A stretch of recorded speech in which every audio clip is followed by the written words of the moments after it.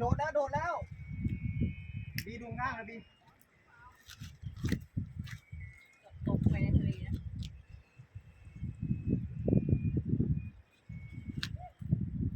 เดี๋ยวลงระวังอันนี้แล้วแกเชือกแดงอ่ะเอาเป็นนี่ไหน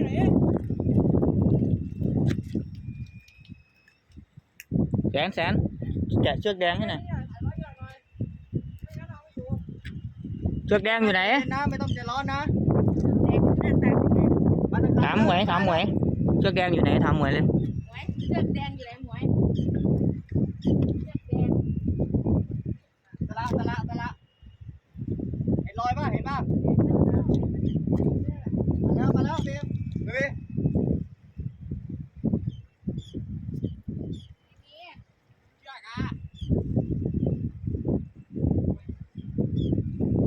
มาซ้ายนะตีซ้าย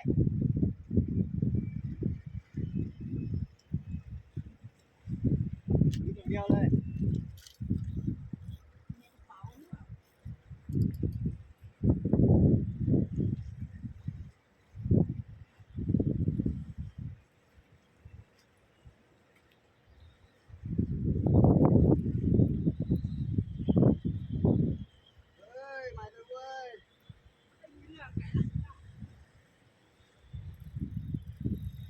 ไม่อยู่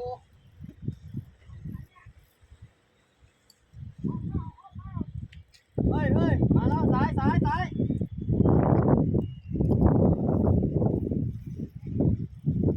ะมีลงแล้วโดดเชือกแดงไม่มีสักกี่โลได้อยู่มาซ้ายแล้วนะ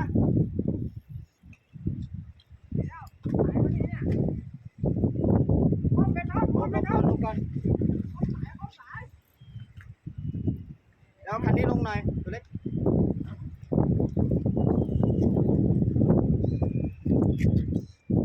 มันคว่ำ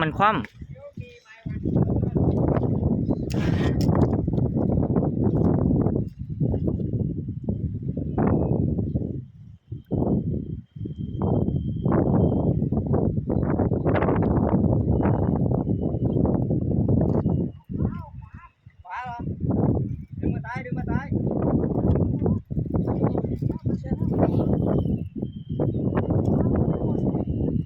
ยังมีแรงอยู่นะเล่นก่อนโอ้ยเอาให้หมวยแสนมาถือหน่อยแสนไม่ต้องถือก็ได้เตรียมนะก้มไว้ก่อนตอนเขามาระวังอย่าให้คันถูกกันนะจับไว้นะไอ้ป้อมว่ะเฮ้ยมันโดนป้อมเนี่ยใหญ่มาก เดี๋ยวมันลอยก่อนมันเกี่ยวสายกันแล้วเนี่ยจะเห็นตัวใหญ่ขนาดนี้เดี๋ยวใกล้ๆก่อนสายมันเกี่ยวกันเนี่ยเดี๋ยวหย่อนไว้สายหย่อนไว้ถ้าหลุดมาแล้วเย้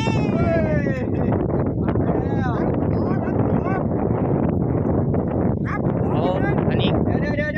กันก่อนตั้งคันเลยนะแป๊บนึงฟังดูไว้นะ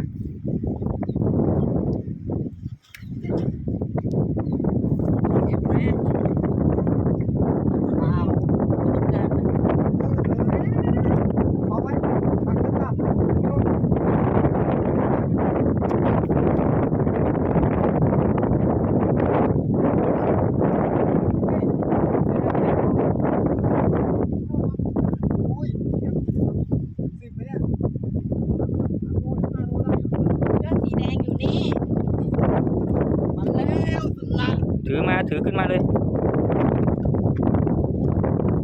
เดี๋ยวมันจะออก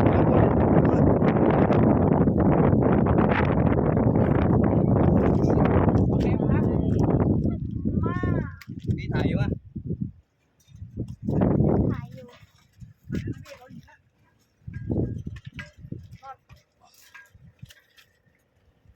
โอ้ได้ไปถ่ายที่ได้มาม่า มาม่าเลยงานนี้ น้องพี่ที่มาม่าเลยโอ้ยมาจะได้ครับผมเอง ได้เลยเว้ยต่อต้น มาแล้วครับพอละ